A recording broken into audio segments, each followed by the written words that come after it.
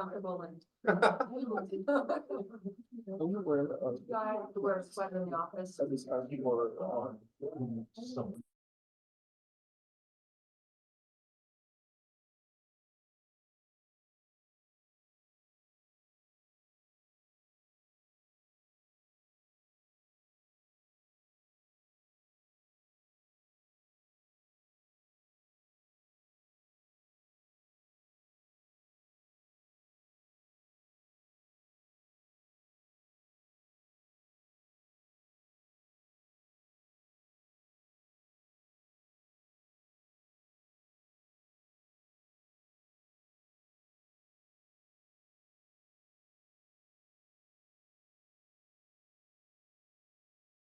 Guess so. Yeah, She can do it. I can. I hope. No pitchforks. You'll be fine. I have faith in you. I did, I left to make sure.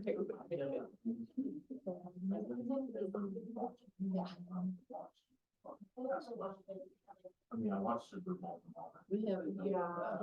All right, Mr. Chair, it is 6 o'clock on the dot. Prior to getting started, everybody, I know we have some new faces that we haven't seen before. So we're gonna go through the agenda. If you haven't grabbed one, there are to my left on this little table where it says public comment. We have 2 items today. If you would like to give comment on any of the items or have questions, please fill out the public comment form. We're gonna listen to the presentations all the way through. And then we're gonna open it to the board, and then the board will have the chance to open it to the public regarding questions or again, comments. You will have 3 minutes to give comments. For my Zoom participants, you will also be able to participate. You will use the raise hand feature at the bottom of your screen, and then I'll allow you to unmute and go from there. All right, Mr. Chair, all yours. All right. Good evening, everyone. My name is Jared Souther. Welcome to the Ward 4 Neighborhood Advisory Board meeting. I'd like to start off with the Pledge of Allegiance. Please stand and join me in the Pledge of Allegiance. I pledge allegiance to the flag of the United States of America and to the republic for which it stands, one nation, under God, indivisible, with liberty and justice for all. Thank you. All right, so opportunity to have roll call. All right, Mr. Chair, Jared Souther, Present. Victoria Luck, absent at this time. John White, absent at this time. Rebecca Flannery, here. Thank you. Kathleen Egan, Present. thank you. Benjamin Johnson, Here. Council Liaison, Councilmember Eber, absent at this time, and then Staff Liaison, Abigail Mayorga, present. Mr. Chair, you do have a quorum of the Ward 4 Neighborhood Advisory Board. Thank you. So at this time, we're open the time to public comment. Yes, Mr. Chair. So our first item today is public comment. Members of the public may hear, observe, and provide public comment virtually by registering through the following link, which can be found on the reno.gov/meetings. And the link is as follows: https://LINKS/Reno.gov/3V capital Y 0 W capital O. It should be noted for those in attendance that comments are to be addressed to the board as a whole. Comments heard under this item will be limited to 3 minutes per person and may pertain to matters both on and off the agenda. The board may not take action upon any matter not agendized on today's agenda. When you are called on for public comment, please state your name for the record and begin speaking. The timer will begin when you say your name and you will be afforded 3 minutes. At this time, I haven't received any written public comment. If you would like to provide public comment, now is the time. We will have a closing public comment as well. And then if you would like to give public comment online, please raise your hand at this time. Seeing none, Mr. Chair. Thank you. Then moving forward to A3, approval of the agenda for today's meeting. Can I have a motion for approval? Motion for approval. Ben Johnson for the record. Motion for approval. Can I have a second, please? Kathleen Egan, second. Thank you. All in favor? Aye. Any opposed? All right, and then looking for. No, we're back there. Yeah, and I apologize. There is an item here in question. I apologize. Thank you. item number A4, approval of minutes. I Yep. don't see them attached. Are they here? Oh, I'm so sorry. I must have missed it when we printed them. I can get them forwarded to you guys. We can push it to the next agenda so you guys have time to Yes, review. please. Thank All you. right, perfect. All right, and then item A5, council liaison report. We need to maybe postpone that. Yes, when she arrives, yes. So turn the time over to you for a staff liaison report. Yes, I do have one item that I wanted to discuss today. As always, we're looking for Ward 4 NAB board members. If you are interested, I know we have reoccurring faces that come to the NAB, so I encourage you guys to apply to be on the board. If you are interested, please get with me after and I can show you where that is located. And it's on the reno.gov website and it's under boards and commissions. So your opportunity to connect and get involved. Perfect. And that's all I have, Mr. Chair. Thank you so much. Appreciate that. That being said, we now have an opportunity to move into the B1 for the Regional Transportation Commission project updates.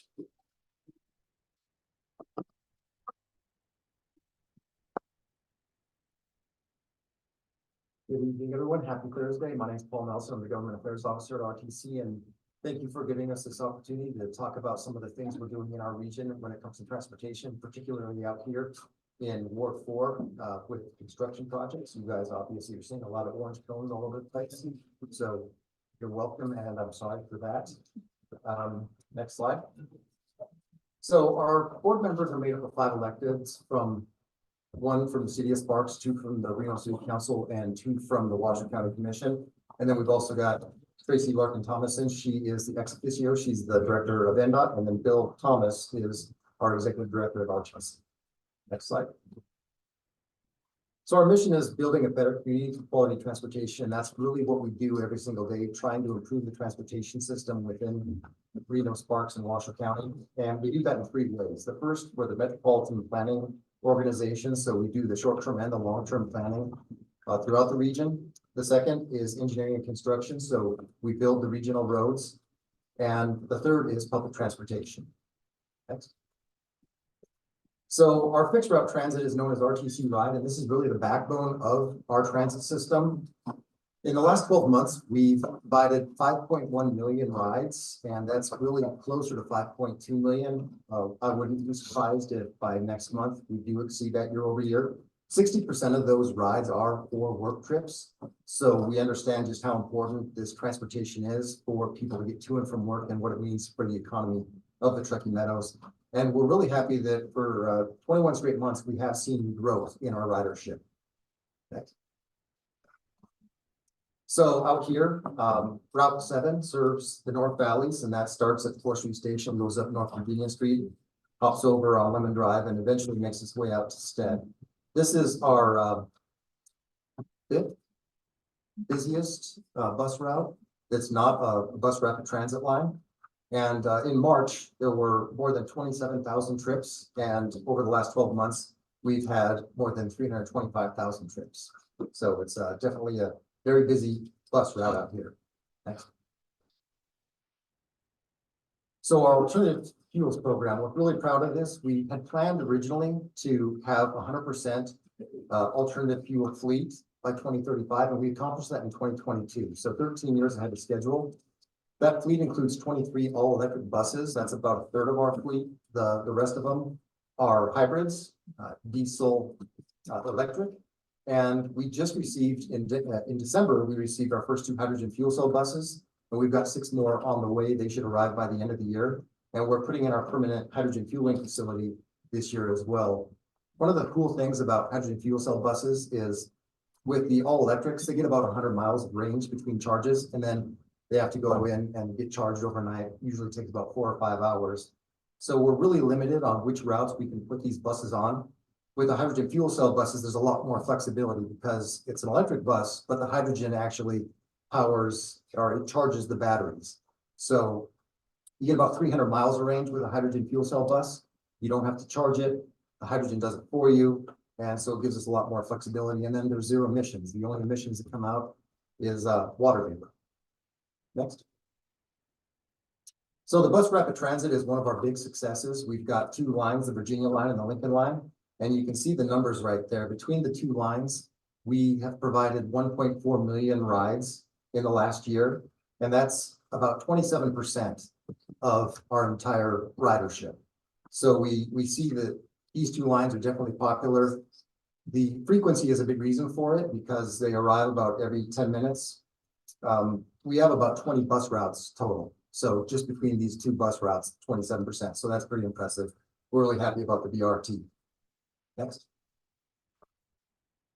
So microtransit, that's another big one for us. During the pandemic, we did lose a lot of ridership, and then we also had a couple of bus strikes that cost us some ridership. So we've found ways to be creative and try to rebuild our transit system, and FlexRide is one of the big successes we've had. It's an on-demand service that we kind of compare to Uber and Lyft. It's curb to curb, and we have 4 zones that it operates in. North Valleys is one of them. It costs $2 a day, or $2 a ride, or $3 for a day pass. Next. So the first 2 zones we have are Spanish Springs and North Valleys. And then the next slide, actually, let's go back to that. So with North Valleys, you can see anywhere within that darker zone right there, you can get a ride within it. And then if you want to get on to the fixed route system, the FlexRide will drop you off at a bus station. That'll give you access to the rest of the region. So next. The other 2 regions we have, Somerset Verdi, and then South Meadows, we just launched on May 4th. So we're really expecting that one to take off. We've heard from a lot of people in South Reno that they want more options for transportation. There's only one bus route that goes down in that direction. So if you look on the outside, there's also a couple little small spots around there. Those are points of interest like the DMV, grocery store, shopping, and Summit Mall. So that's the newest one, and we're expecting good things with that one too. Next. A couple other good programs we have are the Senior Ride Taxi Bucks program, and this one is it's a card that anyone, I believe 60 or older, veterans and people with disabilities can get this card. Every month it auto loads, and you can use it for a taxi cab, you can use it for Uber or Lyft, and the money does not roll over, but like I said, every month you will get $60 put back onto the card. Vanpool is another important program that we've got, and this is a carpool service that Enterprise provides the either an SUV or a large van, about 5 to 15 people, usually that they all work together or in the same area. The RTC will provide a subsidy, and then companies that people work for can also provide some financial help. So this is a great program. We have a fleet of about 340 vans, and this is one of the biggest ones in the country, the 6th largest in the country. We think that's really partly because of the geography of our area. We've got a lot of people that commute from Reno and Sparks up to Susanville, out to Trick, Lake Tahoe, Truckee, Carson City, all sorts of places. So this has been a really good program. In 2023, this took 20 million miles traveled off the roads. So that means less air pollution and less traffic congestion. Next. So the planning now. Right now, we're working on the regional transportation plan update for 2050. This is our long-range plan. So we're looking 20+ years into the future and seeing what we want our transportation system to look like. We update this every 4 years. So the last time we did this was in 2021, and we'll have this one finished by the spring of 2025. I think March is what we're shooting for. And this really, one of the goals we have with this is capturing what the community wants to see. What does the community want to see in the transportation system in the next 20+ years? And then we can take input from the community and we can put in different projects and programs just to reflect the vision of what the community does want. And then the RTC can implement this, NDOT can do it, and then other member entities can as well. Next. So there's also a lot of studies that the planning department does, and one of them is the South Virginia Transit Oriented Development Study. This one takes a look at a lot of the land from Meadowood Mall down to the Summit Mall, and there's a lot of developable land down there. So the study is to find out what are some good ways to develop that land, whether it's housing or businesses, a combination of them, something that we can create walkable, bikeable neighborhoods that people feel safe in, and also the possibility of extending that Virginia line BRT from the Meadowood Mall down to the Summit Mall. So that is wrapping up right now. So we'll find out more about that. If you think about the red development and the future downtown Damonte, those are kind of things that we look at where could be a lot of people in one area that has a neighborhood feel that people feel comfortable walking and biking. Next slide. So the active transportation plan, this is what we call walk and roll Truckee Meadows, and it's really, it's a component of the RTP. And it's really to improve the system for bicycles and pedestrians, and it's for people of all ages, 8 to 80. It looks at sidewalk and bicycle facilities, and then we also look at existing data, and including transit, equity, safety, bicycle level of stress, so how they feel when they're trying to ride their bikes around town, and then the pedestrian experience index. Next. The freight plan is another one that we're working on right now, and if you look at this map, you can see all those areas in red. That's a really high area of truck traffic. We do have an increase in truck traffic. You've probably noticed a lot more of it coming up 395. We're actually part of the US 395 coalition, working with Lassen County and Caltrans, trying to find better ways to make 395 safer between here and Susanville. That could include widening the freeway. It could include passing lanes, things like that. So if you look at this map, it shows really where most of the truck traffic is. And it looks at ways where we can foster a thriving economy. It looks at the growth of warehousing that we have in this area. There's a lot of manufacturing, distribution, fulfillment centers, and it identifies and supports the needed infrastructure improvements to provide for those the increase in freight. Next. We recently had the North Valley's multimodal transportation study, and this really addressed safety issues. And if you see there, high crash intersection improvements, pedestrian crossing improvements. It looks at existing and future traffic congestion, and we've got plenty of projects that we're looking at in the next few years that will address that to improve operations, expand roadway capacity, and expand multimodal infrastructure. So things like biking and walking. And then also we're coordinating with NDOT on improving the freeway. So engineering, this is the one that you guys probably noticed the most. In fiscal year 2023, we did invest $87 million into road projects, and that resulted in more than 2,600 jobs.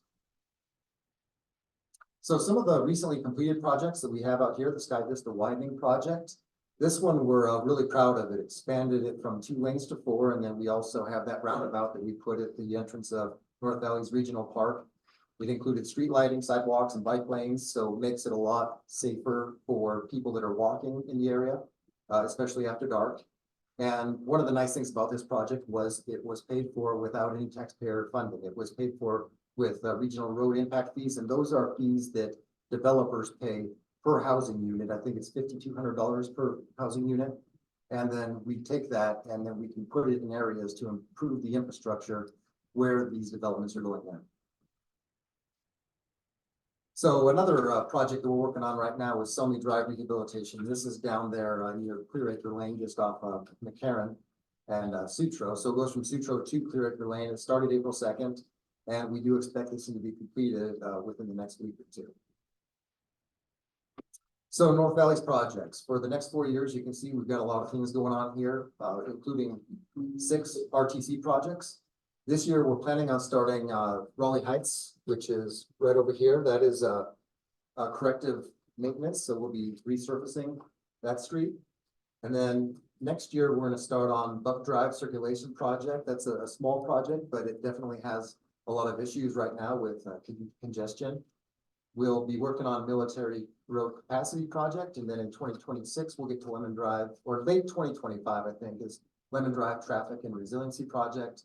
And then down the road, we'll start on North Valley's and North Virginia Street capacity projects. You can also see City of Reno has quite a few projects. NDOT, as you guys are well aware, they've got phase 1 happening right now on 395 before they start into phase 2. And then there's also a project that Washoe County is working on. So the Raleigh Heights rehabilitation, that as I mentioned, this is a roadway rehabilitation where they're going to remove and replace the degraded curb and gutter. It's going to upgrade pedestrian ramps to ADA compliance and improve the drainage and remove some of the button tops. You can see the pavement in this picture is pretty beat up, so they're going to take the top surface off of that and they're going to replace that.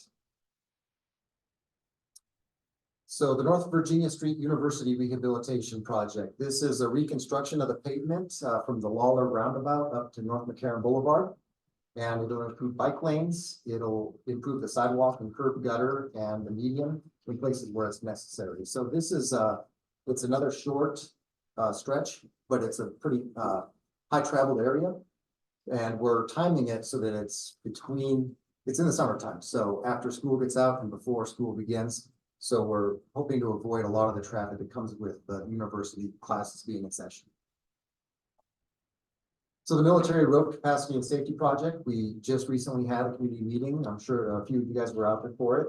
This is from Lemon Drive to Leader Boulevard. It widens the roadway for better traffic flow from 2 lanes to 4 lanes. It adds safety and accessibility. And you'll see a theme too. Most of the projects that we're doing, they do make improvements for bicycle and pedestrian safety. It makes drainage improvements and then modifies the intersection. You can see that cross section right there, what the roadway will look like. It'll have 2 lanes of traffic in each direction. You can see the wide sidewalks with a center turn lane. Next. Buck Drive Circulation Project. This will start in 2025.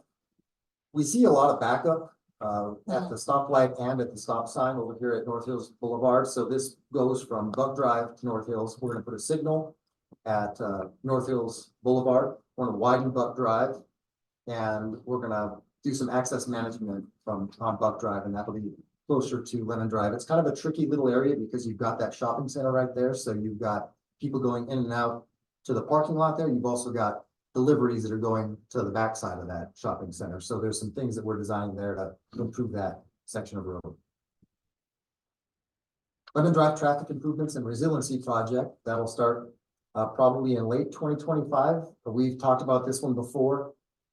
When we had the flooding situation several years ago, that road was underwater. So the goal of this is to realign it onto a berm closer to the lake. So it'll be above the 100-year floodplain.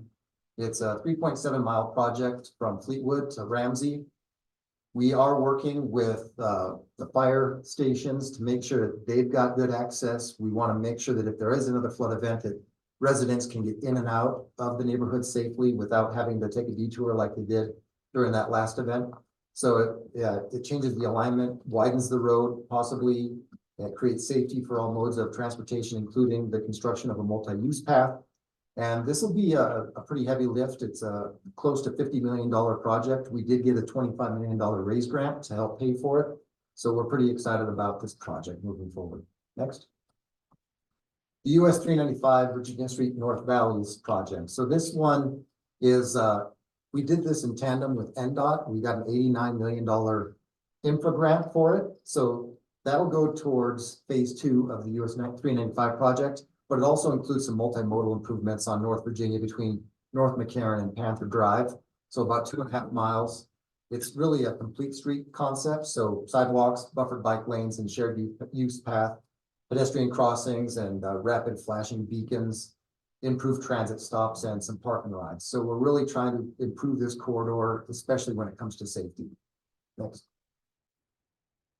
And the North Valleys North Virginia Street Capacity Project. This will be the last one out of our projects. And part of the reason for that is we don't want to be doing this project at the same time as phase 2 of the 395 project. We don't want to clog up the 2 main north and south corridors in this area. So this will go from Panther Drive to Stead Boulevard, and it's going to widen that road from 2 lanes to 4, make it safer. It'll relieve traffic pressure on US 395. It'll also make pedestrian and transit stop improvements. And as I mentioned, it'll happen once that phase 2 is complete on the 395 project. Next. And that concludes my presentation. I'd be happy to take some questions. I also have our Deputy Executive Director, Dale Keller. He can help answer some of the questions if it's a little bit over my head. But before we do that, there's one more slide. I know you guys are very active in the North Valleys, and if you guys want to be a part of the future of transportation, you have your phones handy, scan that QR code. There's a short survey. It's about 6 multiple choice questions to ask people what they want to see in the community when it comes to transportation over the next 20+ years. So with that, I'll take any questions. Thank you so much for your presentation. Thanks for being here, sharing. I'd like to turn some time over to a member of the board. You have a question? Go ahead, please. Ben Johnson for the record. I have a question. The pavement preservation program for North Virginia Street at University Rehabilitation. Is that project and that construction going to happen during or actually before they finish the construction on the actual freeway? So for right now, for example, like I travel that to get to and from my kids' daycare, home. And 395 is, the freeway is horrible right now. And Virginia is clogged up, but it's like almost the faster way at that time of the day. Is that project gonna be happening while the freeway is still being fixed? Yeah. It is? We're planning on starting that project, I believe, on the 28th of this Okay. month. So hopefully, we are planning on keeping 2 lanes of traffic open at all times Okay. during this project. But yeah, there will be some pain, especially for people that are trying to avoid US 395. Oh, Thank you. Becky? hi, Rebecca Flannery for the record. I have kind of two, and the second one kind of meets but doesn't meet with this. For one, the Raleigh Heights removal of bus stops, are those folks not gonna have access to the bus anymore? Or are we just moving them, or what is? There's still gonna be access to the bus out there. Mhm. I'm not sure which bus stops are being removed. I don't know, Dale, do you have anything more on that? Yeah, Gail Keller, Deputy Executive Director for RTC for the record. So this area, as Paul mentioned, is gonna be served by FlexRide. Okay. And so if there's not the fixed route, that would still be on Virginia Street, but this area can use FlexRide to get to and from where they need. Okay, so then the second part would be, like, for example, I had to take my car to the shop today, so I was looking, okay, I'll check the bus and maybe, just take me down the road to get to work. But it's kind of confusing on the website, like, I haven't really rode the bus since high school when it was city fair. So used to have like, if you get picked up, you get dropped off here this time, and it was like super not user friendly. And I don't know if that was me or if that's like a general consensus, because is it being more transitioned to everybody doing Flex right now and kind of alleviating the bus system? Or is there any way we can actually get transit times and stops like it kind of used to be way back in the day? I'm not going back that far, how many years, but you know what I'm saying? Like, On our website, we do Yes. have the schedule I was listed. not able or- to find it. Okay, we recently redid our website. I don't know how long ago it was that you searched on it, but we do have the maps and the schedules of all of our bus routes on the website. And we did change it too, so that public transportation is now the front page of our website. So it's a lot more easy to navigate. Well, could have just been me because I could not locate it. So I don't know, maybe, I don't know, a little more education for us in that area, I guess, like click here for routes times or Yeah. something like that. Well, if I If can that- add, we have people that can help Okay. interact with that as well, so I'm happy to take your number and I have some reach out and show you different ways to interact, or actually, there's a phone number as well you could call. Well, I was thinking if I can't even do it, I can't even imagine like our seniors or something that, so. We also have the transit app, and I don't know if you've downloaded the transit app. We just started that, I think, a year and a half ago. I haven't really seen how it operates, but that should also have some benefits to it too. Thank you. So Jared Souther for the record, again, there is a lot of growth happening in the North Valleys and a lot of these projects are addressing quite a bit that needs to be taking place. The question I have is looking at, as we move forward in cohesiveness with NDOT, the efforts to make Virginia Street from 395 down to North McCarran more, I guess, pedestrian friendly and having bike lanes and stuff like that doesn't address the hardcore. Right now, Virginia Street's the only way to get in and out if the 395 has an accident. And I brought it up in a previous meeting where having reverse lanes to allow for better traffic flow going between those 2 points to get traffic to where we need to be faster, but work with, the ITS program you guys are working on right now. Tell me, what is the big picture? Like, how can we, I guess, provide, in addition to the 395 widening, what can we do with the Virginia Street corridor that will work smarter and not harder? We're hoping that the North Valley's North Virginia Street project will help alleviate some of that pressure between Stead and Panther Drive. I don't think we have any plans in place to widen the road from Panther to McCarran. And I don't think there's any other reversible lanes in there. No, but if I can expand on that, you bring up a very excellent point. We do a great job managing what we call reoccurring congestion. That's why we ride it through widened roadways. However, when crashes occur on the roadways, we're not really proactively making changes. Well, we just actually executed a memorandum of understanding with each of the 3 local jurisdictions, Reno, Sparks, Washington County, and the RTC, to start to make that smarter. That's called the Traffic Management Center. So everybody's buying into regionalizing this traffic operations component of it. Eventually, to your point, we're gonna be at a place where we have technicians looking at all of our signals in the morning and evening commutes, and making those real-time changes. Now, reversible lanes, that's one of the things in our toolbox we could start looking into investigating and see if that's the best use of that type of technology. But that is the future. That's the way we're trying to really mitigate some of these big growth areas and make it really smarter.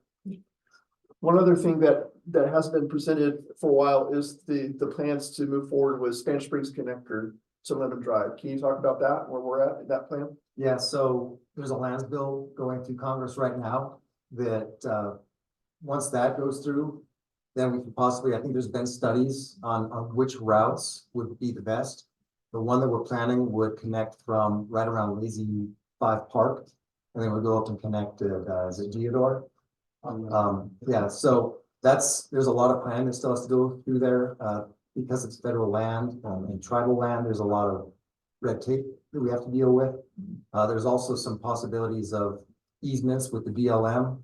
So, we're working on that, and the timeline is a little hard to pinpoint. Maybe for the record, Helpful if I just stayed up there. we had, as you brought up at a previous meeting of the traffic lights at Clear Acre, is that something in your purview to traffic light coordination? Because the Clear Acre right now, because North McCarran, it is closed. I was in there on a Saturday, but it's horrible in the commute. The timing of the lights to get to turn and then you get through the little shopping center and then and people were backed up and cars actually blocking the roadways because the lights were not sufficient enough for the traffic. And it's been brought up previously and we just don't know who else we can talk to address that. No, thank you for that concern. We've heard that same concern before, and we're really at our maximum right now. Even with all the people diverting from US 395 using Old North Virginia Street up to Panther, that is really, we're clogged right now. But we'll continue to look at that and continue to look at the city of Reno, just make some adjustments as we can. And we've been tweaking it, and we'll continue to tweak it through I this just summer. don't understand why the northbound entrance is blocked off. Oh, onto the freeway? Yeah, there's no construction there. But it's blocked off. And I know there soon will be construction, and that's an NDOT question. Yeah, I I'm know, happy that's that an you asked thing, but it's just kind of confusing how they decided to close it off and there's no construction there. So, thank you. Benjamin, Sorry, Ben Johnson, Circuit. So to expand on that, you guys have the ability to adjust the lights when it comes to like traffic and things, correct? Is that a correct thing you guys are able to do? So, yeah, in lieu of when you guys are going through these projects, for example, they're winding the freeway.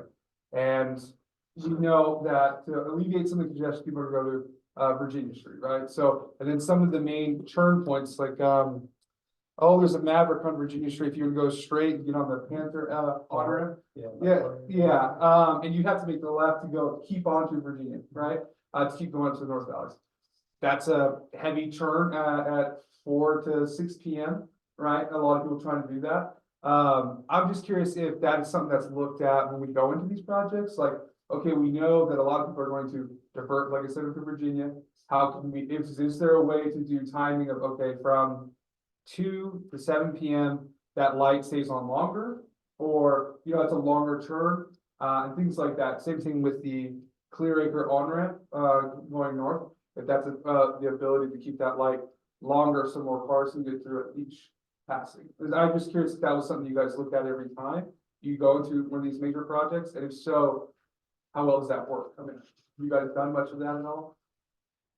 We do, and we have a pre-construction meeting, and so part of our pre-construction meeting, we sit down with all the traffic engineers, both the RTC and in this case, City of Reno. We say, all right, where's the traffic gonna go?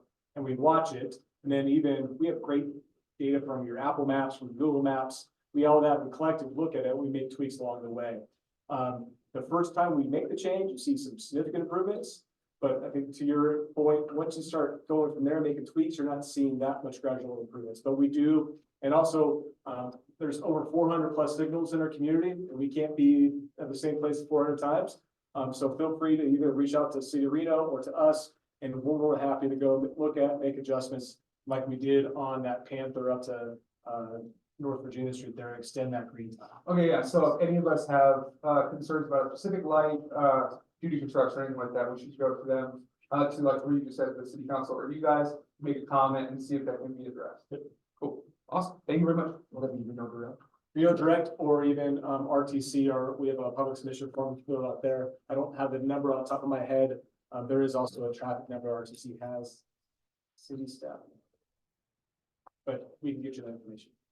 Thank you. Rebecca? Rebecca Flannery for the record.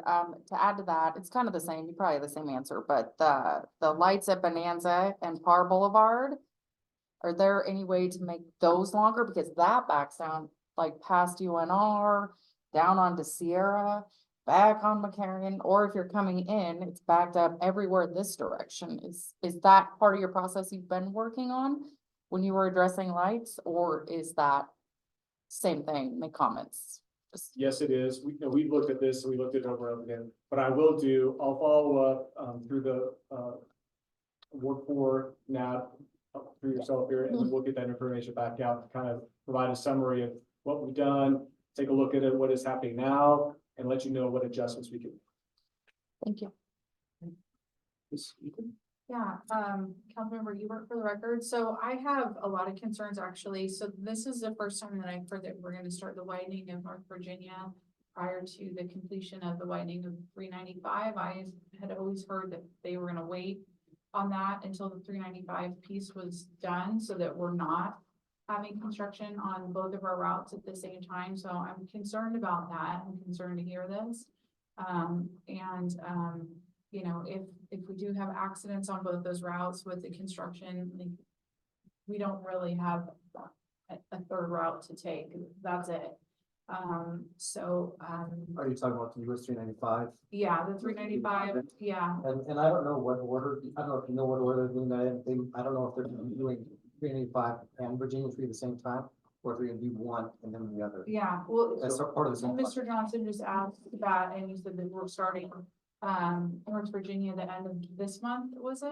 Yeah, the university project. is- Oh, okay, all right. So my other question was then on the, North Virginia piece by Panther Valley area. Are you guys, having conversations with NDOT at all about how they're changing the off-ramp situation there at Golden Valley and what kind of impacts that'll have on North Virginia?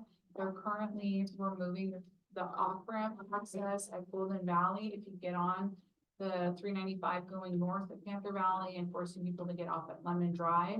And their alternate route suggestion is people are just gonna have to take North Virginia, which a lot of people already do. So that's gonna cause an even more significant backup on North Virginia. So are you guys talking to NDOT about this at all? Is that being taken into account when you guys are planning these widenings? Is that a conversation at all? Short answer is yes. We actually met with NDOT and City of Reno, and RTC staff met with NDOT this week and discussed that very particular issue and expressed that same very point of view that you're expressing. They're gonna go back again and continue to meet with us in a month from now and find out different solutions that we can accommodate that. Okay. No promises of what's gonna come out of that, but I think the more voices that the department hears about the issue as you bring up, I think the better. And we'll continue to work with them as we progress through this, their job here, first phase one. Okay. And then another question I had on this map with the truck traffic, there's like the little red lines. Where did you guys get this? Did you do your own traffic study or where's this data from? Which planner was here. So I got that from one of our planning managers. Okay. Graham Dollarhide. I can check in with them and find out where they. Yeah, I'd like that information, because I know the 80 is like an interstate highway, and to see that we have almost as much traffic just visually coming from the North Valleys, which is not an interstate, you know, it's just coming from the warehouses. To see the level of traffic with so few roads is really concerning to me. And we can get you the specific data and the specific of what it means for red. It's not the volume of traffic, it's almost a percentage of truck traffic That's what I mean. versus, right? Yeah, So the yeah. percentage on I-80 truck traffic on the volume of vehicle traffic in comparison to what's on 395 is roughly similar, Okay, I would say. okay. But we can get you the data, but we worked with some of the big trucking companies that gather that data. Mhm. The state just completed their statewide freight plan, and we use a lot of that data to our regional freight plan as well. Thank you. Jared Souther for the record. One other thing that came up, in the last 30 days or so, there was a study done at Red Rock with RTC. As they look at growth, they were planning to do, some traffic studies. Just curious to how soon that might be available for public and us to understand what are some of the ideas that they're gonna bring forward for improving the Red Rock exit. Yeah, so, Jerry, you're alluding to the improvements at the US 395 Red Rock Road interchange. Yes, please. Yes. RTC on behalf of NDOT performed what we call intersection control evaluation. So we looked at what is the near-term, midterm, and long-term future of that intersection. We all came in agreement. That plan has been finalized. We can send you a copy if you like, and you can peruse it. We'll work through the representative as well. We can send you that completed copy. Right now, it's not funded. We don't have any funds for that, but as Paul talked about, hey, what is the needs for the long-term transportation plan? Say, yep, that we can pinpoint that. That's an issue for us here in North Valleys. That's a great way to highlight that and bring that more of a priority for our region. One project that Paul did not mention that we just got an agreement with the city of Reno to start working on is actually widening of Moya Boulevard. That's from Red Rock to Lear. And so that's next on the horizon. We talked about, all right, great, you have all these things on the work. What's the next thing you're working on? That is the next thing we're working on is that Moya project, widening from Red Rock to Lear. Rebecca Flannery. So one more question. I did see this news article, that apparently the road between Red Rock and Cold Springs on Virginia was gonna be paved, but now they're backing out of it or something, the developers. Is there any information as far as that roadway actually being paved? So we have extra access out of Cold Springs or into Cold Springs? You guys have any knowledge on that? I'm not aware of that conversation. It was a Joe Hart thing. So Joe Hart, Karen B.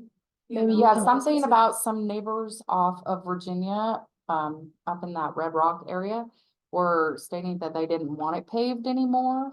So now the developers are trying to get out of it, out of paving it. So I was like, wow. Okay. So I don't know if you guys have any information that- if that's actually going to be paved. There's a development and the developers were gonna pave that road? Yes. Okay. And now they're trying to skedaddle out of it, so I don't know if if that even involves RTC at all. Okay. Thank you. Thank you. I'd like to turn the time over. Any public comment for RTC? Any questions? I did receive one, Mr. Chair, Mary. Oh, I'm behind you. Oh, sorry, thank you, I'm in Hines, perfect, okay then, anyone who would like I to will speak? have a question. You got a photo? Kate? Although it's annoying, to go down the freeway, it's kind of interesting to watch the steps as you're working to build it up. But, are you gonna go to the Golden Valley exit and put a light in that area? Because getting off the freeway going south on 395 at Golden Valley is like really off, especially at school hours. You're really backed up and then these guys are going this way and you're waiting and then it's just a cluster mess. Thank you for that question. Can you share your name with us? Kathy, Thank you. I'm sorry. I forget that part. So I can answer that question. That's part of NDOT's construction project that's going on right now.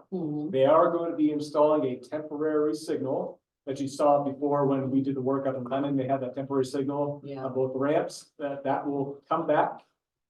And that will remain, my understanding will remain, we'll continue to work with them until the phase 2 starts construction. Now, So- is it gonna look like the one in London Valley? I do not believe that's the solution. It's gonna be a very similar one. I don't have a good example for you, but it'll be a traditional interchange that you'll see at Golden Valley Road. Oh, okay. That's good to know. 'cause So just to be clear, this will be a temporary one. The final permanent improvements will be installed with the phase 2 of the project in 2027 time. Oh, okay. Any other? Thank you. Corey, come on. Sorry. Corey Bond to the records. Okay, so you were talking about possibly putting a median down in Virginia. Right there at Flashman and everything. How is that gonna work? Because that area, you have students making left-hand turns into the apartments. You have, delivery drivers out in the middle with their flashing lights on. I mean, I'm curious how that, if the median goes in, how that's gonna work. I'm not too familiar with the area, and if that's the area, question is it? Hold on, Evan, can you go back to the North, Virginia slide? Yes, right there. So Flashman's right there next to the UNR parking garage. So this is the area that I'm talking about, because like I said, you've got delivery trucks, you've got, students making left-hand turns into the apartments, and it's just, right now, it's a death trap, pretty much. There will not be a median at this location, so you can access will be full access in and out as it is today. Okay, so, but the slide says sidewalks, curb and gutter and median, so where? Yeah, median where necessary, so I think it's replacement, median replacements. Okay, so there's actually not gonna be, okay. Thank you, Mr. Chair. Any other questions from the public? Seeing none, thank you so much for this presentation. Look forward to another update in the near future. Thank you. Thank you. At this time, I'd like to move into development. We have C1 for Stonegate Heights Ranch, MTA and CMA.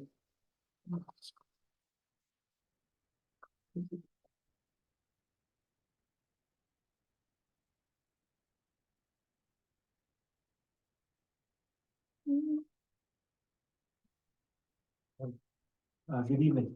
My name is Seb Carlson. I'm a representative of the applicant with respect to the pending master plan and zoning map amendments for Stonegate.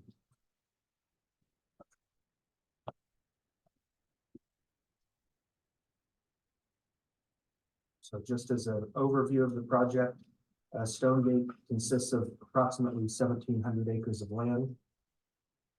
Excuse me, it's in the North Valleys, near Cold Springs and straddling US 395, with adjacency to White Lake. What we're looking to do with the master plan amendment and zone change is ultimately to create about 210,000 square feet of retail, about 11.75 million square feet of industrial space, and then sufficient land for 800 single-family detached homes, 150 single-family attached homes, and 400 multifamily units.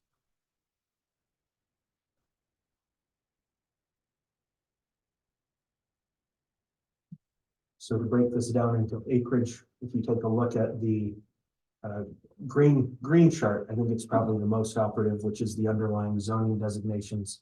The blue chart talks about master plan designations. But when you look at the underlying zoning, right now, the full roughly 1,700 acres is within the PUD. That PUD is residentially centric, which would allow for about 5,000 homes to be built. With this change, we would only have about 385 acres that would be zoned SF5.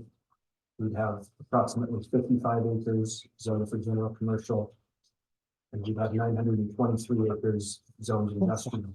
With parks, greenway, and open space acreage, would be 403 acres.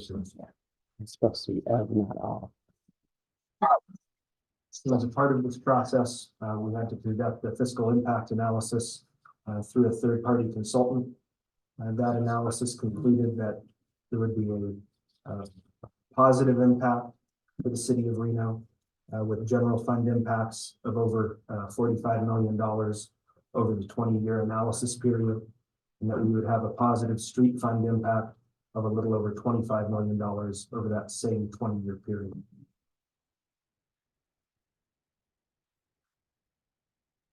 So to visualize the changes a little bit more, on the left-hand side, we have the existing planned unit development zoning which again is largely residentially centric. And then we have the proposed zoning on the right. And if you see the green areas on the map, that's parks, greenways, and open space, again, about 403 acres. The red designation is the general commercial, about 55 acres in this region here. We have the industrial, which is in the purple, and again, that's about 923 acres. And then we have the SF5 residential zoning, about 385 acres, primarily in this area here.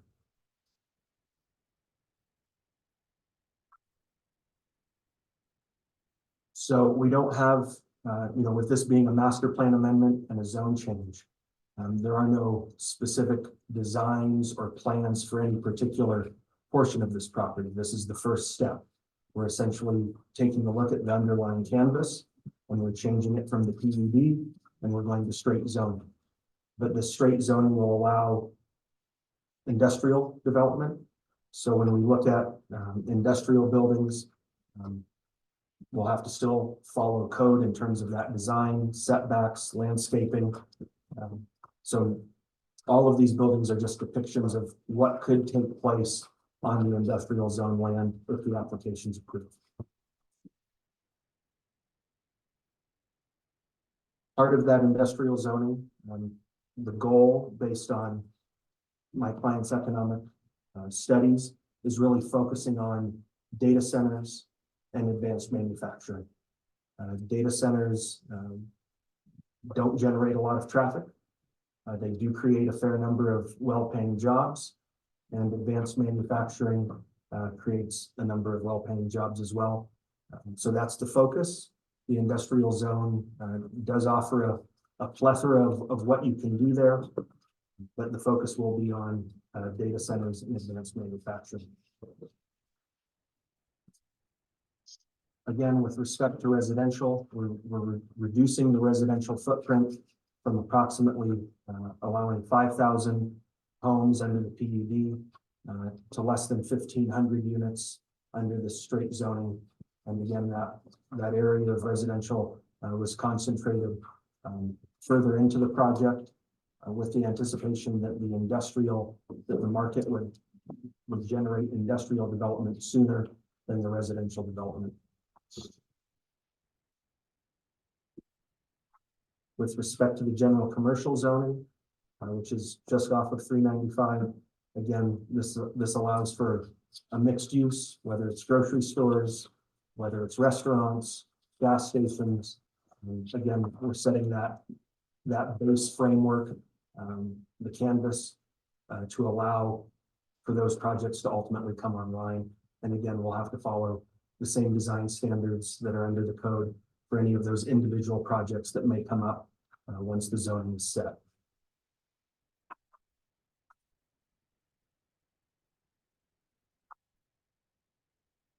Happy to answer any questions.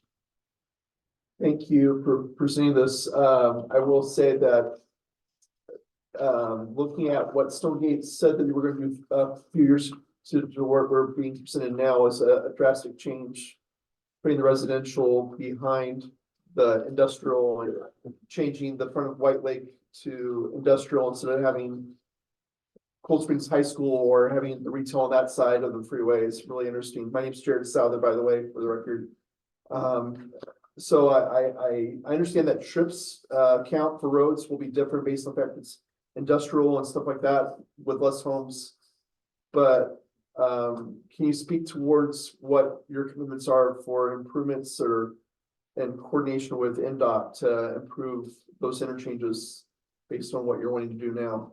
Right, so with respect to the master plan amendment and zone change, right, we're very big picture, and there are limitations on what conditions can be placed on master plan amendments and zone changes.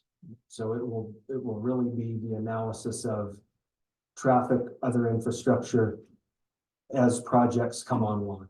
So we have a number of steps that we still have to take once the zoning is in place, which includes tentative map, final map. So that's one portion of where infrastructure will be looked at.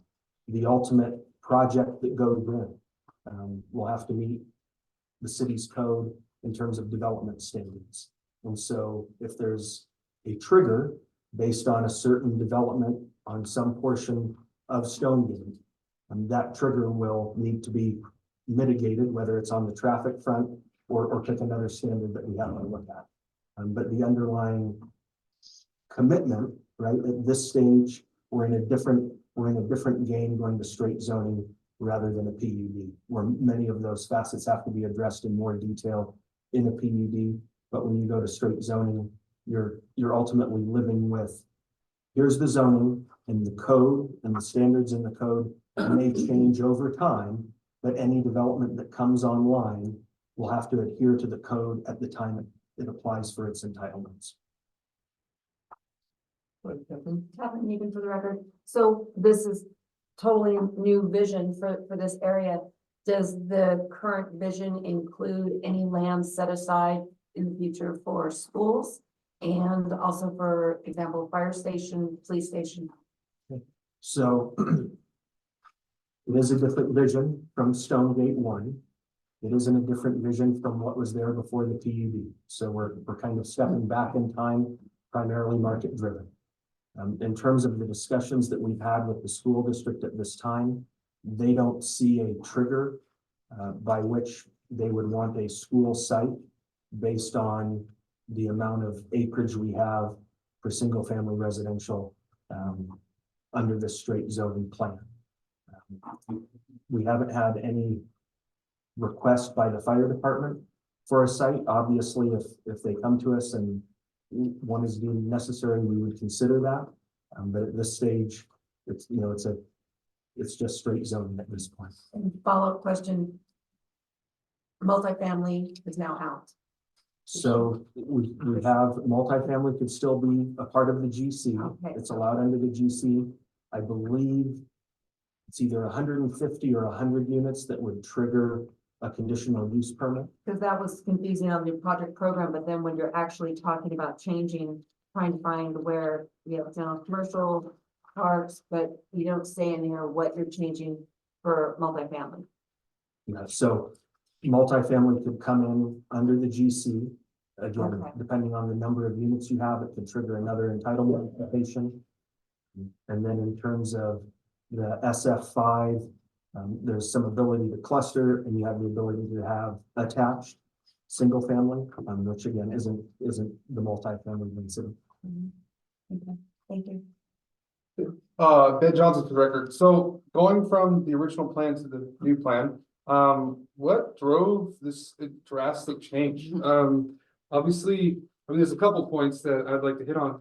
First of all, in Reno in general, our housing market is horrific. And the ability, and let's be honest, Sparks ran out of space to grow. For us in Reno, the only way to grow is north, for housing.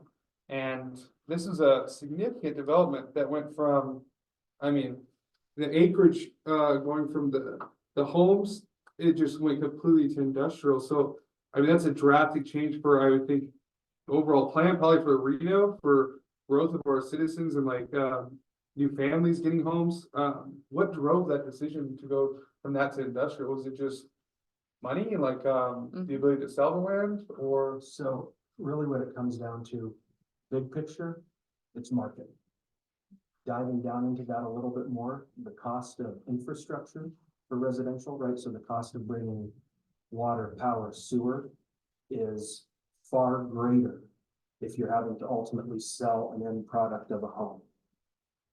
That cost can be better absorbed by an industrial use, right? So if we were to look at what's the cost of bringing that infrastructure and dividing it into the number of homes that could be built, you wouldn't have homes that are affordable, right? We might be lucky to sell a home with that cost of infrastructure built in at $800,000 a home, $1 million a home. I'm not an economics guy, but that's my understanding, that it's that cost of infrastructure. When you break it down to a per unit cost, you're going to end up with a home that in all likelihood will not sell in this market. You can take that same infrastructure cost and build it into an acre of industrial land, and there's still a purchaser for an acre of industrial land with that infrastructure cost built in. Yeah, and that does make sense to a point, and this might not be just a question for you, but for, everyone else. Would the city be able to help subsidize the infrastructure that would need to go into that? I mean, if, for example, right, we need more homes in our area. I think the majority of the people in Reno would probably agree with that. And that, cost of the infrastructure being passed on to, the homes that would need to be built, and they'd be, like you said, high-end homes, 800,000 upward, let's say, or maybe even like, let's say less, 600 and plus, and that's a significant price for a home, a single family home and things like that. Is there no way, and I know you may not be able to answer this at all, for the city to help subsidize that so that these homes can be built and for affordable, fair market value, yes, but I mean, without astronomically doubling and tripling the amount of these homes. I don't know if any of you two have the ability to answer that at all. I don't think the city, Councilwoman Ebert, for the record, I mean, that's not something that I could just answer, Yeah. but, it's my understanding that this isn't a given, right? Council is voting on this, whether or not to change this zone. Right, so we, excuse me, so we go to the planning commission, city council, and the region. Okay, okay. So if council says no, the zoning doesn't change to this purple. Correct, correct. Okay. We would be back into the PUD. Okay, okay. So I just wanted to make that clear for everyone that this is not a given, that this will happen. But I mean, I also agree. I think that we do need housing. Part of the problem with affordability is a shortage. And we do need the schools, we do need the police and the fire stations out here. And, you know, we are running out of land and putting large warehouses on it. I don't know is necessarily the best use of the land as far as city planning goes. I understand profitability for an organization, but when we're looking at building a city or a community, I don't know that that's in our best interest. So, I personally don't support the change. And I welcome the discussion. I think the key piece is when we talk about the cost of that infrastructure resulting in a home that costs $600,000, $700,000, $800,000, $1 million, it doesn't mean it's going to be a high-end home. Yeah, just. Right? It's not the goal of having a high-end product versus a low-end product versus a medium product. It's the cost of that infrastructure is driving the cost of whatever that product is. So even we'll say, let's pick a median home in this community will be at a higher price than that median home because of that new infrastructure. In terms of the industrial, we can appreciate the concern about warehouses. And warehouses are certainly allowed in the industrial zone. But the focus for this development and the purpose behind the industrial designation and the fiscal impact analysis that's been run is to have a data center centric and an advanced manufacturing centric industrial zone. Well, correct me if I'm wrong, but this is just for a zoning change. There is a plan. So you can say that, but there's no guarantee that there won't be industrial because there is no plan tied to this. This is strictly a zoning change. Correct. It is strictly a zoning change, but the goal is to bring those uses to market. Yeah, Those are the uses that can support paying for the cost on a per acreage basis Yeah. with that infrastructure. General warehousing may not be able to afford that. So, you know, there is that gamble, but there's also what do you get with a PUD as it exists today? So if we don't allow for the zone change, you end up with a PUD that's residentially centric, that nothing's happened. And why has nothing happened? Because of the cost of infrastructure that needs to go into that PUD to ultimately go vertical is too high for residential. yeah. But I mean, just again, to your point that things change, right? We had a PUD, but now we don't want to do this PUD, not me personally, but people want to take the PUD away and change it to this zoning. So I don't have any guarantees that the plans won't change again to become more warehouses. And that's just about the last thing that people want out here. Right? And either, depending on your point of view, it's either the beauty of a free market or it's the detriment of a free market. Yeah. And so a landowner has to respond to what's the market doing? Right now, the market, the cost of constructing that infrastructure doesn't make residential at the PUD level of 5,000 units feasible. And so it makes either more sense to leave it dormant or to pivot and look for what use creates value for the property, creates value for the region. And the fiscal impact analysis shows it does create value for the region. It is just a zone change. There are plenty of other steps that still need to be taken and need to be made. But if those steps are taken as we plan, there will be a positive benefit for the community in terms of tax base, funds for roads, funds for the general fund, which don't show up if the PUD is in place and nothing's going on with the PUD. Well, we also need homes for those people that would potentially be working there. So we're exacerbating an already existing problem of a housing shortage. But regardless, when was this initial PUD created? It was adopted within the last 3 years. Okay, Carter Williams, Associate Planner for the record, it was adopted in 2018. Okay, thank you. 6 years. Okay, and thank you. I've got several hands up. Rebecca, please. Rebecca Flannery for the record. I actually was there Monday and I spoke with Stonegate myself, representatives. And basically, one conversation I had was, I just read in the Reno Gazette Journal that our home prices are pretty much exuberant, like really high also add on to that, the high interest rates. So our homes aren't really actually selling that well right now. And that is also part of this. Who wants to buy an $800,000 home that's way overpriced for Cold Springs? It's not Ocean Views, you know what I mean? And it's like the cost of building the homes, the cost of everything is actually what's gone into this, because he said they can build like a warehouse. It's a huge hub, some computer hub type of place that actually only employs like 25, 30 people. And it reduces the traffic impact to our community, which is actually what we want. We don't want all these homes. That's a huge, horrible impact to our little community and way of life up there. And that's been a lot of feedback from the community. So it was just, by the way it was presented to me, it's more financially beneficial for Stonegate, obviously, to not put up 5,000 homes that could potentially not sell. Thank you, Rebecca. Kathleen Keegan Frederick. So for those of us that have been around for a long time out here and the beginning of when the ranch was sold,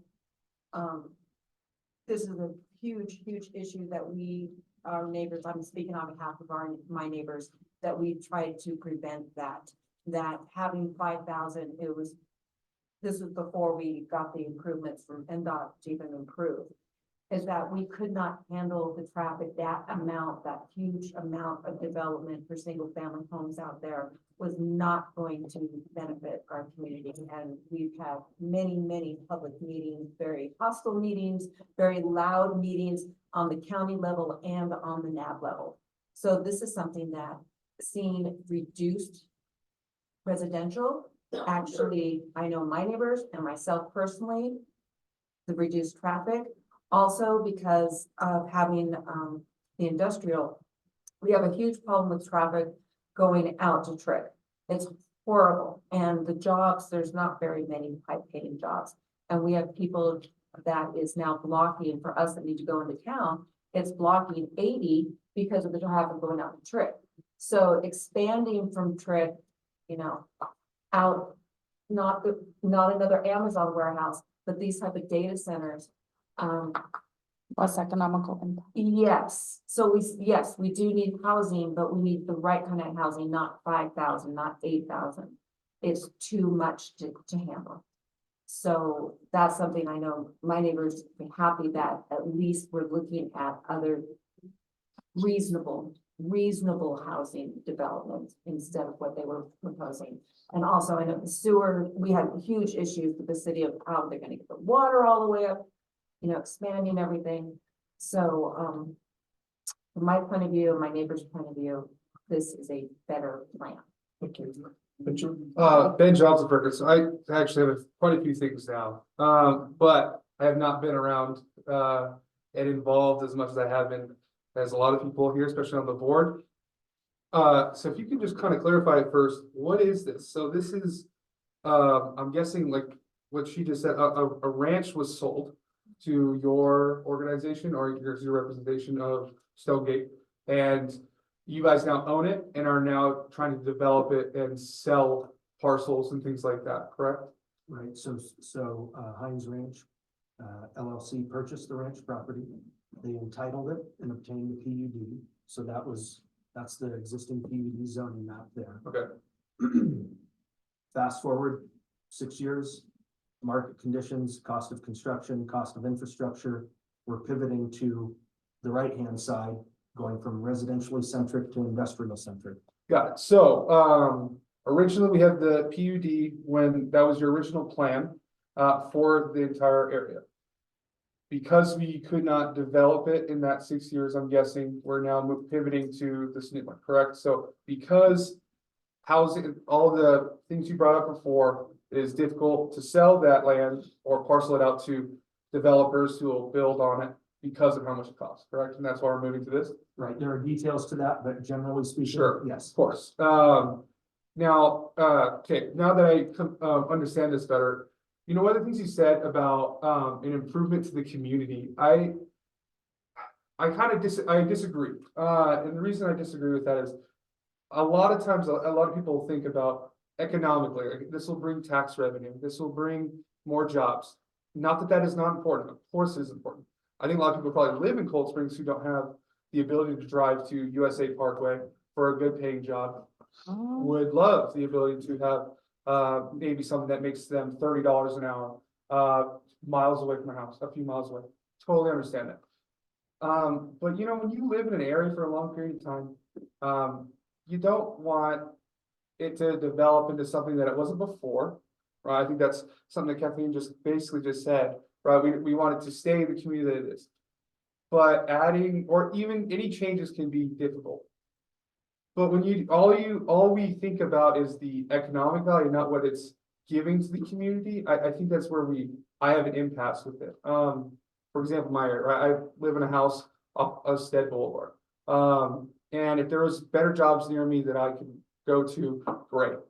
But if it was a cleaner neighborhood, I think I'd be more excited about that. If it was a safer neighborhood, I think I'd be happy about that. So I think there's more than just the economic value to an area of neighborhood. Then I think there's more to it than just the economic value. If that makes By the way, Negan, sense. it is absolutely economics driven. This is private land by private owners and developers, and there is a bottom line, and it is a very, very thin margin for any building because of the cost of labor, the cost of material, the cost of land. So that any developer people want to have a IHOP out here, people want to have a Target out here. The developer has very slim margins to build.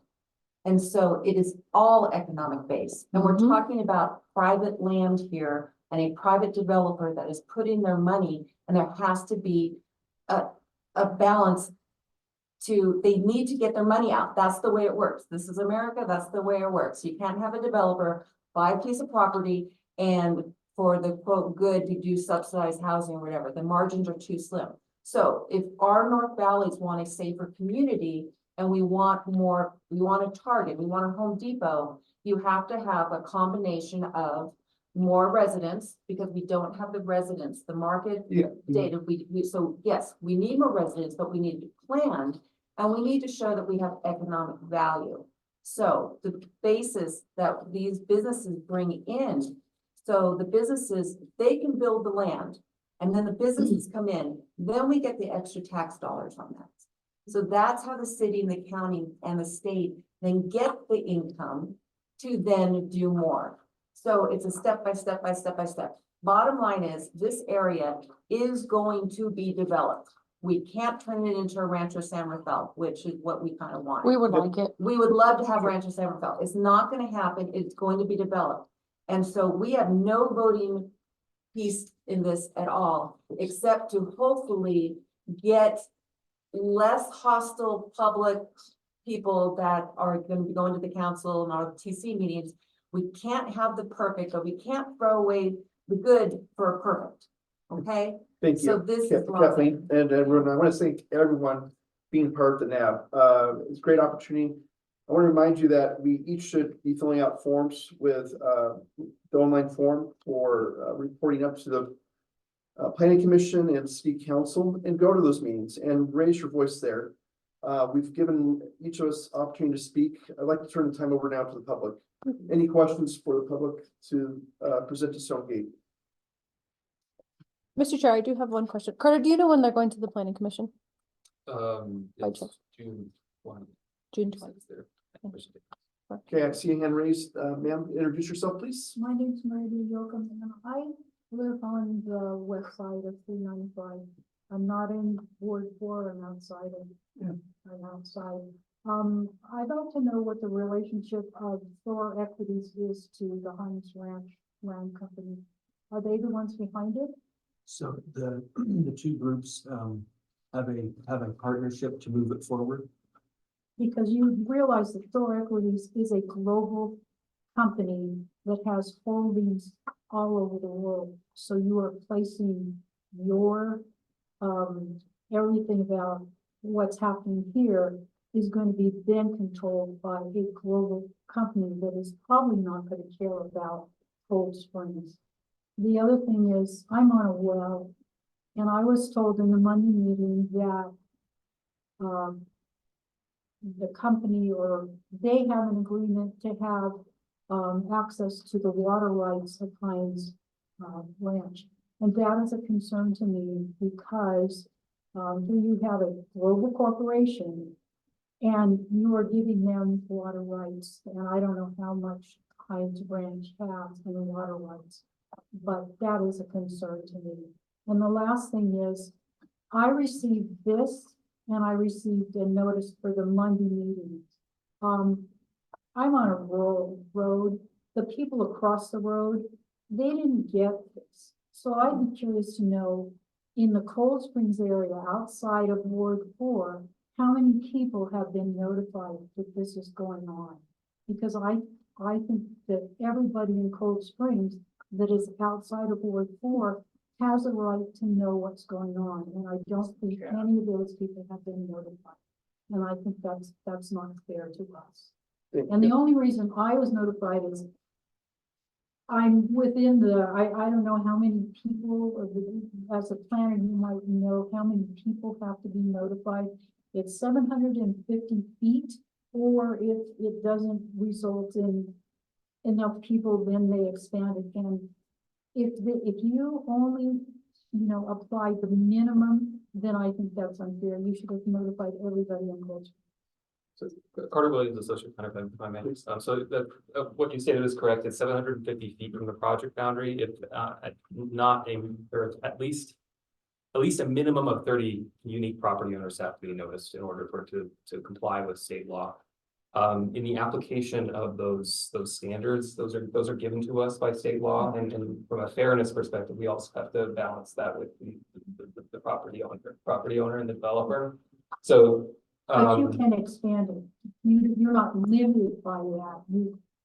The reason I know is I've got thousands of feet of warehouses going in behind me. And the only reason that we found out about it is it was already in zone industrial, and we had no hope of stopping it. So if you change the zoning, then you are at risk of anything happening that's called industrial. And those standards are established in state law, but they're also established by the city council. So if the city council decides that they would like for procedures or triggers that we can equitably expand areas for specific issues, they can do that. But at this time, from a point of fairness, we're not able to expand it. We do have one on Zoom, Mr. Chair. Thank you. So I'm gonna allow you to unmute.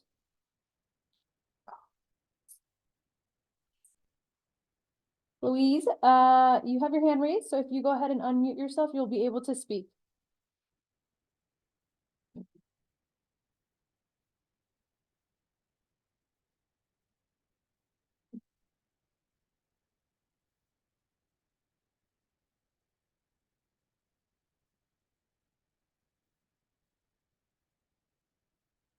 Alright, I'll keep her on here just in case she can unmute. And her hand just came down. So- Oh.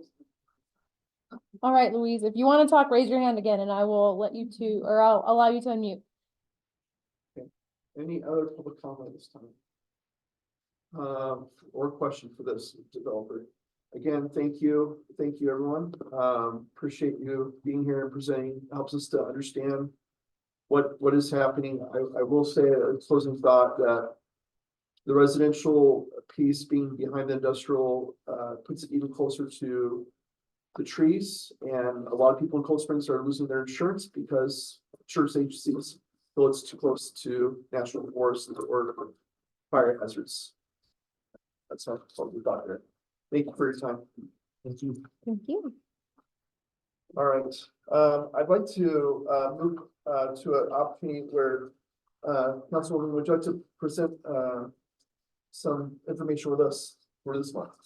Updates, Councilman Reed for the record, the artwork that we chose for the banners over at Sky Vista, they are going to be printed.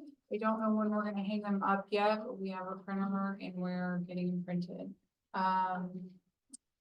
That's really the only update I have right now that's ward specific. RTC was here tonight, talked about the road projects. And that's it. Thank you so much. All right, item D, board commission committee member reports and announcements. You had shared that you would attend a meeting this week with Cold Springs. Anything else? I'm sorry, Rebecca Flannery for the record. A majority of us don't want any development out there.